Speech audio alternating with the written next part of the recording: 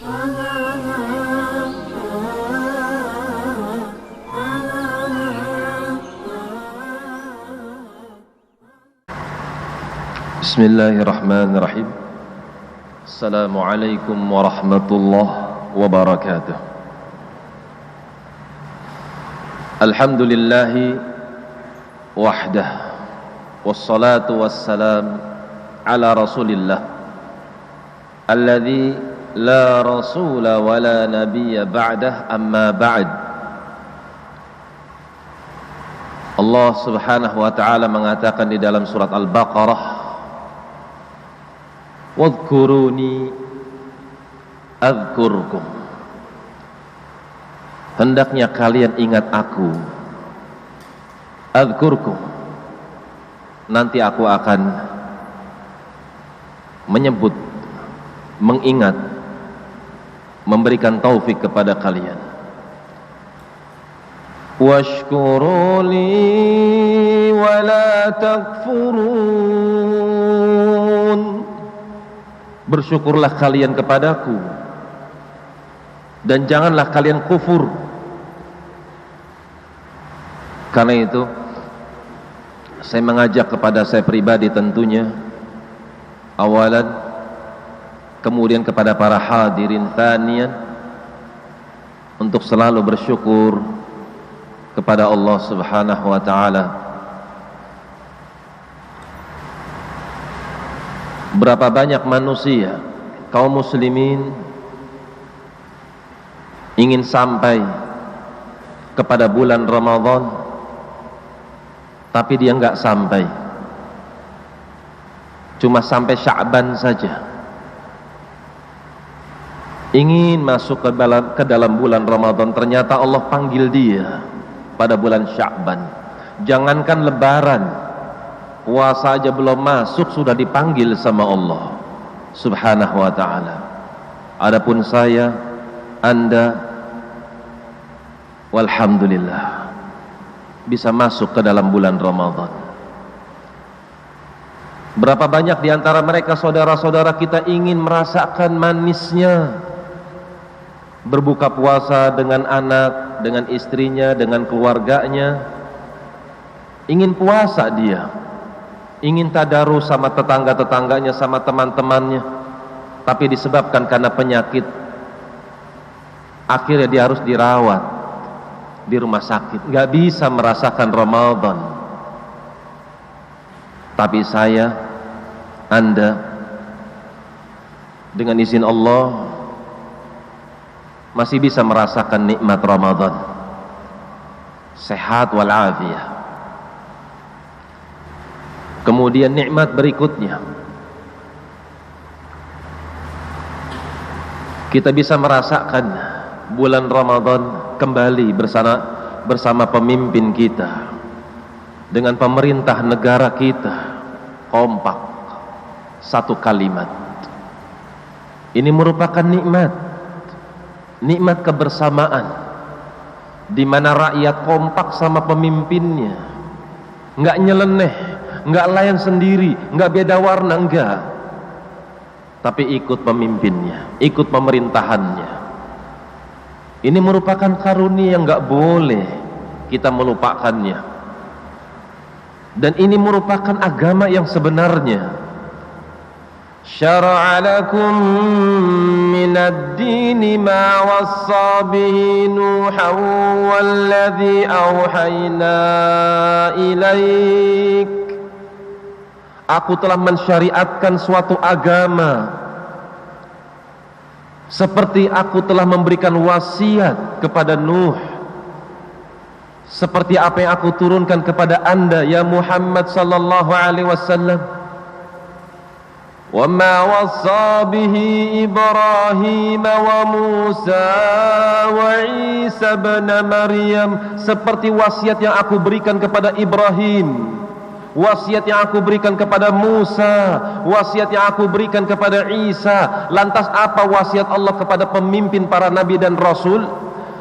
An aqimud dina wa la tatafarraqu. Tegakkan agamaku jangan kalian berselisih. Jangan kalian saling berselisih, jangan saling bertengkar. Satu dengan yang lain memisahkan dirinya, jangan. Bersatulah kalian. Karunia jamaah, saya, Anda bisa berpuasa dengan pemerintah sama waktunya, walhamdulillah. Ini menunjukkan akan kuatnya Islam, kuatnya kaum muslimin, kuatnya rakyat dengan pemimpinnya. Kompak mereka beribadah kepada Tuhan yang sama dengan waktu yang sama. Alhamdulillah, karunia. Mu'adz ibn Jabal pernah pengen berdakwah ke Yaman dengan Abu Musa al-Ash'ari, dua orang sahabat berangkat ke Yaman. Sebelum berangkat Nabi berpesan, yassira wa la tu'assira. Hai Mu'adz, hai Abdullah bin Qais, hendaknya kalian berdua berikan kemudahan kepada manusia, jangan bikin susah. Nabi nggak pengen umatnya menganggap Islam itu abot, Islam itu susah. Nabi nggak pengen. Basyira wa la tunaffira. Hai Mu'adz, hai Abu Musa al-Ash'ari, kalian berdua, manusia itu dikasih kabar gembira, dibikin seneng sama Islam. Jangan kau bikin teror, jangan kau bikin manusia lari dari Islam, takut sama Islam. Kok Islam seperti ini ya? Jangan. Wa tanawwa'a wa la takhtalifa. Hendaknya kau itu rukun, jangan saling berselisih. Nikmat yang patut kita jaga jamaah, nikmat kebersamaan. Kaum muslimin yang semoga dijaga oleh Allah dari berbagai macam kejelekan dan segala sesuatu yang tidak disukai. Pada kesempatan yang singkat ini, saya diminta untuk menyinggung sedikit akan mukjizat Al-Quran Al-Karim. Al-Quran Al-Karim adalah kitab yang paling terbaik yang pernah Allah turunkan. Karena itu, tidaklah kitab ini diberikan kecuali pasti kepada Nabi yang paling terbaik, dan diemban amanat tersebut oleh malaikat yang paling terbaik, Jibril alaihissalam, dan tentu diperuntukkan untuk umat yang paling terbaik, kaum muslimin. Karena itu Allah subhanahu tidaklah menurunkan Al-Quran kecuali Dia pilih waktu yang paling terbaik. Dia pilih Ramadan. Syahrul Ramadan alladzi unzila fihi al-Quran. Bulan Ramadan adalah bulan yang aku pilih untuk aku turunkan di dalamnya Al-Quran. Hudan linnasi wa bayyinatin minal huda wal furqan.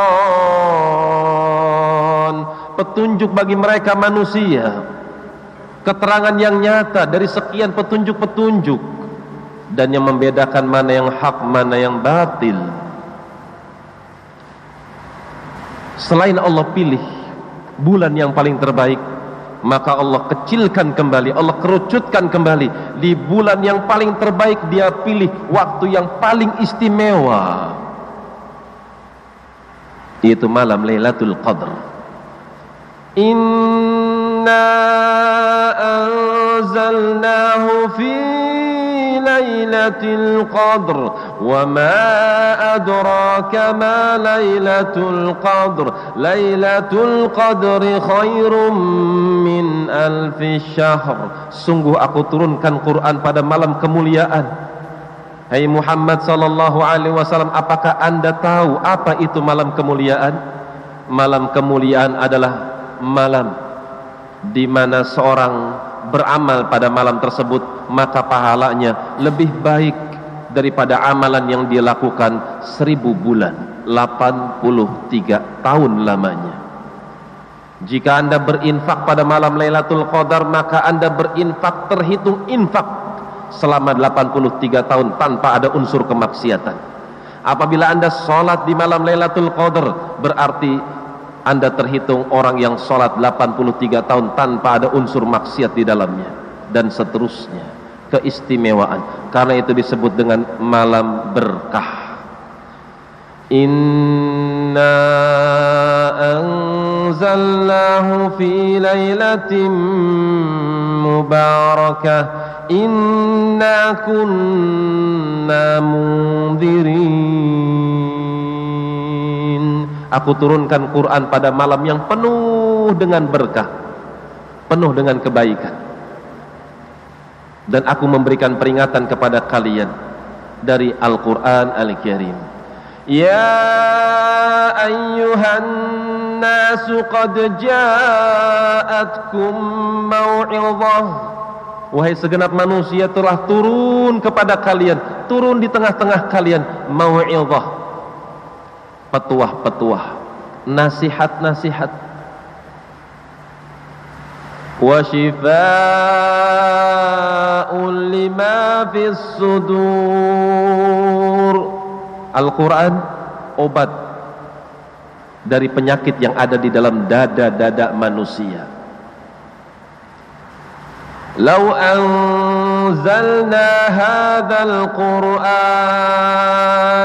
ala jabalin la ra'aitahu khashi'an mutasaddian min khasyatillah.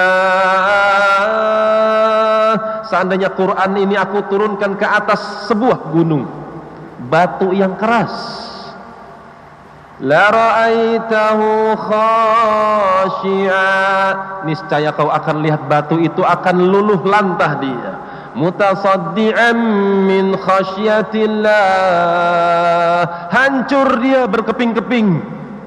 Padahal kita tahu betapa besarnya gunung, betapa kerasnya batu. Akan tetapi seandainya Allah turunkan Quran kepada sebuah gunung, dia akan hancur berkeping-keping menjadi debu yang berterbangan. Kenapa? Min khasyatillah wa tilkal amthalu nadribuha linnas. Gunung pun takut kepada Tuhannya. Hadirin yang berbahagia, tidaklah Allah menurunkan mukjizat kecuali mukjizat tersebut diturunkan sesuai dengan keadaan yang sedang berlaku di masyarakat di mana Nabi tersebut diutus. Manakala Nabi Musa alaihissalam tinggal pada zaman di mana sihir merajalela di kota Mesir, di mana Fir'aun memiliki sekian banyak penasehat-penasehat kerajaan dari kalangan para tukang sihir, dan manusia pun tunduk kepada sihir ketika itu, maka tidaklah Allah berikan kepada Musa mukjizat kecuali mukjizat tersebut semisal sihir, seperti sihir. Ketika Fir'aun dan bala tentaranya sanggup merubah-rubah pandangan manusia, tali dan juga tongkat-tongkat apabila dilempar berubah menjadi ular, namun pada hakikatnya tongkat tersebut tidak berubah, pada hakikatnya tali-tali tersebut tidak berubah, hanya saja mata-mata manusia yang ditipu oleh syaitan. Maka Nabi Musa alaihissalam datang membawa sesuatu yang seperti sihir, akan tetapi dia bukan sihir, mukjizat. Wa ma tilka biyaminika ya Musa. Apa yang ada di tangan kananmu hai Musa? Qala hiya 'asaya atawakka'u 'alayha wa ahushu biha 'ala ghanami wa liya fiha ma'aribu ukhra. Qala alqiha ya Musa. Tongkat yang ada di tanganmu lempar, buang ya hai Musa alaihissalam, buang. فألقاها فإذا هي حية تسعى قال خذها ولا تخف sanu'iduha siratahal ula. Tongkat yang dibuang oleh Musa alaihissalam pun berubah menjadi ular yang amat besar. Ular hakiki, bukan ular tipuan. Allah perintahkan, hai Musa, pegang lehernya. Kalau kau pegang lehernya, maka dia akan berubah menjadi tongkat. Mukjizat yang semisal dengan apa yang berlaku pada zamannya. Nabi Isa alaihissalam tinggal di zaman di mana ilmu kedokteran sedang diagung-agungkan ketika itu. Maka tidaklah Nabi Musa atau Nabi Isa alaihissalam datang kecuali membawa tanda yang besar. Di antaranya beliau lahir tanpa ada ayah. Secara biologis nggak mungkin, menurut ilmu kedokteran nggak mungkin. Akan tetapi Nabi Isa alaihissalam lahir tanpa ayah, dan beliau mendapatkan mukjizat. Di antara mukjizat yang beliau bawa, beliau bisa menyembuhkan orang yang buta ketika masih bayinya. Beliau bisa menyembuhkan orang yang punya penyakit kulit sekujur tubuhnya. Bahkan beliau bisa membangkitkan orang yang sudah mati dengan izin Allah subhanahu wa ta'ala. Maka ilmu kedokteran pun bungkam kepada mukjizatnya Nabi Isa alaihissalam. Adapun Nabi kita Muhammad sallallahu alaihi wasallam, beliau diutus di tengah-tengah manusia yang ketika itu bahasa yang digunakan oleh mereka manusia itu sampai kepada puncaknya keindahan. Karena itu tidaklah mukjizat yang diturunkan oleh Allah kepada Muhammad sallallahu alaihi wasallam kecuali mukjizat yang bisa membungkam lisan-lisan orang Arab, yaitu Al-Qur'an Al-Karim. Di mana Al-Qur'an Al-Karim memiliki keistimewaan dibandingkan dengan mukjizat nabi-nabi sebelumnya. Kalau Taurat, kalau tongkat Musa bisa berubah menjadi ular, itu berlaku pada zamannya. Ketika nabinya meninggal, mukjizatnya pun sirna. Kalau Nabi Isa alaihissalam bisa menyembuhkan orang yang buta sejak lahir, bisa menyembuhkan penyakit kulit yang menjalar di sekujur tubuhnya, ketika nabinya meninggal, maka mukjizat pun sirna, tapi tidak dengan Al-Quran. Meskipun nabinya Muhammad sallallahu alaihi wasallam telah wafat, akan tetapi umatnya bisa merasakan mukjizat yang Allah berikan kepada nabinya, Al-Quran Al-Karim. Tidaklah anda menghadapi suatu masalah kecuali Al-Quran datang dengan membawa solusi. Apapun yang anda inginkan pasti ada di dalam Al-Quran Al-Karim. Karena itu Allah sebutkan Quran dengan Shifa'un lima fis sudur, obat bagi penyakit yang ada di dalam hati. Sedih, obatnya Quran. Guncang, yang menenangkannya adalah Al-Quran. Anda gelisah, tenangkan hati anda dengan Al-Quran. Anda punya problem apapun, yang anda butuhkan pertama kali adalah tenangnya hati anda. Anda punya masalah dengan perusahaan, anda punya masalah dengan keluarga, yang paling pertama kali anda tata adalah hati anda. Anda tidak akan pernah bisa menyelesaikan satu problem, satu masalah, kecuali Anda harus menenangkan hati Anda, maka masalah akan menjadi cair karenanya. Quran yang mengajarkannya. Qala rabbi shrah li sadri wa yassir li amri wahlul 'uqdatam min lisani yafqahu qawli. Dalam surat Toha, Nabi Musa alaihissalam punya problem. Apa problemnya? Menghadap kepada Fir'aun. Idhab ila Fir'auna innahu tagha. Hai Musa alaihissalam, berangkat kau ke rumah Fir'aun. Perlu kita ketahui, Nabi Musa itu buron, dicari oleh Fir'aun. Karena Nabi Musa alaihissalam tidak sengaja membunuh orang Mesir. Karena itu Fir'aun mencari-cari di mana Musa alaihissalam. Akhirnya Nabi Musa pergi ke Iran, jalan kaki dari Mesir. 10 tahun lamanya beliau tinggal di Iran, kembali ke Mesir. Ketika kembali ke Mesir, beliau diangkat menjadi nabi dan rasul. Ketika diangkat menjadi nabi dan rasul, perintah yang pertama adalah dakwahi Fir'aun. Bayangkan, 10 tahun menjadi buronan Fir'aun, akan dibunuh oleh Fir'aun. Tapi ternyata perintah Allah, Musa alaihissalam diperintahkan untuk mendatangi Fir'aun. Berat, algojo, orang-orang yang zalim, pemerintahan yang paling kafir yang pernah ada di muka bumi. Tapi lihat dakwah Islam, dakwah kitab, dakwah sunnah seorang nabi. Ketika beliau diperintahkan oleh Allah untuk mendatangi Fir'aun, apakah Nabi Musa cari pasukan? Yuk kita demo, yuk, tuh pemimpinnya zalim. Hai Bani Israel, kumpul. Ayo kita lawan dia. Dia pemimpin yang togut, pemimpin yang zalim. Apakah seperti itu? Tidak. Kalau berani datangi sendiri. Nabi Musa akhirnya berani mendatangi Fir'aun sendirian, enggak bawa pasukan.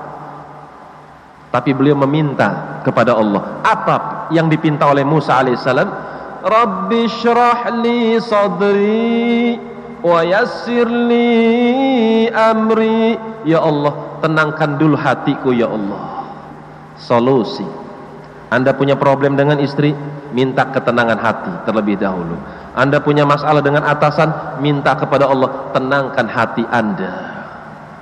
Kalau hati Anda sudah tenang, lisan Anda akan mengeluarkan kalimat-kalimat yang bijak, kalimat-kalimat yang tidak menyinggung perasaan orang yang mendengarnya, disebabkan berangkat dari hati yang tenang. Siapa yang mengajarkan? Quran, syifaun lima fis sudur, mukjizat yang bisa dirasakan oleh umatnya. Ketika seorang gelisah, apa bisa dia melakukan suatu kegiatan? Sulit. Ketika sedih, Quran punya solusi. وَلَقَدْ نَعْلَمُ أَنَّكَ يَضِيقُ صَدْرُكَ بِمَا يَقُولُونَ. Hai Muhammad sallallahu alaihi wasallam, kau sekian lama berdakwah di tengah-tengah manusia, kau dicaci, kau dimaki, kau diintimidasi, kau dituduh dengan tuduhan-tuduhan yang miring, menyebabkan hatimu sempit karenanya. Aku kasih solusi. Solusi Al-Quran Al-Karim. Lantas apa solusinya? Satu, fasabbih bihamdi rabbik wa kum minas sajidin. Tasbih, ucapkan subhanallah wa bihamdih. Perbanyak ucapan subhanallah wa bihamdih. Wa kum minas sajidin. Dan perbanyak salatmu, perbanyak sujud. Wasta'inu bis sabri was salah. Sabarlah engkau. Bagaimana supaya hati ini bisa sabar, tertata setiap menghadapi masalah? Wassalah, jaga hubunganmu dengan Tuhanmu. Suami punya problem dengan istri, disebutkan di dalam mukjizatnya Muhammad sallallahu alaihi wasallam versi Al-Quran Al-Karim. Ya ayyuhalladzina amanu inna min azwajikum wa auladikum aduwwan lakum. Hai segenap orang-orang yang beriman, sesungguhnya di antara istri, di antara anak kalian terdapat padanya musuh untuk kalian. Kadang suami pengen maju, istri narik dari belakang. Gak usah Pak. Kadang suami akan mendapatkan untung yang besar gara-gara anak gagal, nggak jadi tendernya, nggak jadi proyeknya. Apa sebabnya? Anak, istri. Kadang suami mendapatkan proyek besar, kadang suami mendapatkan tender besar, kadang suami akan melakukan amalan yang sangat besar gara-gara tangisan anak, gara-gara rengekan istri, nggak jadi. Itu namanya musuh. Suami akan mendapatkan manfaat yang besar, tiba-tiba dihalangi oleh anak dan istri. Allah membahasakan kalimat itu musuh. Harusnya kalian sampai kepada derajat yang tinggi, harusnya kalian mendapatkan pahala yang besar. Gara-gara anakmu, gara-gara istrimu, kau tidak mendapatkan derajat yang besar, tidak mendapatkan manfaat yang melimpah. Terus bagaimana versi Quran? Apakah Quran mengajarkan hukum anakmu, hukum istrimu. Tidak. Ada solusi dari Al-Quran. Wa in ta'fu wa tasfahu wa taghfiru fa innallaha ghafurur rahim. Istrimu menghalangimu dari kebaikan, anak-anakmu menghalangi dari kebaikan, sehingga kau menjadi orang yang rugi. Wa in ta'fu, udah maafin aja, maafkan anak dan istrimu. Wa tasfahu, tasfahu, cairkan masalah. Jangan menjadi tegang terus, menjadi suami yang galak, bapak yang galak sama anaknya. Jangan. Tasfahu, cairkan masalah. Wa taghfiru, ampuni mereka. Jangan kau ungkit-ungkit masalah yang telah terjadi. Jika Anda memaafkan, jika Anda memperbaiki keluarga Anda, hubungan keluarga Anda mengampuni kesalahan mereka, tidak lagi mengungkit kesalahan-kesalahan yang pernah mereka lakukan, Anda mendapatkan kalimat berikutnya, fa innallaha ghafurur rahim. Allah Maha Pengampun, Allah Maha Merahmati. Anda akan mendapatkan ampunan dari Allah karena Anda mengampuni istri dan anak Anda. Anda akan mendapatkan rahmat dari Allah karena Anda telah merahmati anak dan istri Anda. Solusi dari Al-Quran, mukjizat Nabi Muhammad sallallahu alaihi wasallam yang bisa kita rasakan. Berapa banyak di antara mereka putus asa, ingin melakukan aksi-aksi yang melenyapkan jiwanya. Ketika kita berikan nasihat dengan Al-Quran, nggak jadi putus asa, kembali kepada jalan Allah subhanahu wa ta'ala. Bukankah itu mukjizat? Ketika hati seorang hamba galau, tidak lagi tertata, bisa dibawa oleh oknum-oknum tertentu. Ketika mendapatkan nasihat petuah dari Al-Quran, hati itu kembali menjadi baik, sehingga dia bisa berjalan di atas siratal mustaqim. Masih banyak sebetulnya hal-hal dari mukjizat Al-Quran Al-Karim, berupa berita-berita gaib, baik yang telah lampau, yang terjadi pada zaman Nabi, maupun yang akan datang. Marajal bahraini yaltaqiyan, bainahuma barzakhun la yabghiyan,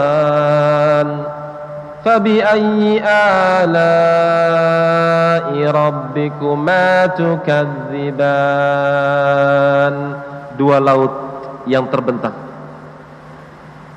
dua laut yang terbentang, di tengah-tengahnya terdapat satu pembatas yang tidak bisa kalian melihat dengan kasat mata kalian. Yang satu dengan yang lainnya airnya adbun, yang satu milhun ujaj, yang satu air tawar, yang satu air asin, akan tetapi tidak bercampur satu dengan yang lainnya. 1443 tahun yang lalu kabarnya, baru belum lama beberapa tahun kemudian kelihatan, ternyata ada laut, yang satu tawar, yang satu asin, ternyata dua-duanya tidak bergabung, tidak bercampur satu dengan yang lainnya. Mukjizat. ثم خلقنا النطفة علقة فخلقنا العلقة مضغة فخلقنا مضغة عظاما فكسونا العظام لحما ثم أنشأناه خلقا آخر Fatabarakallahu ahsanul khaliqin. 1442 tahun yang lalu Allah turunkan Quran.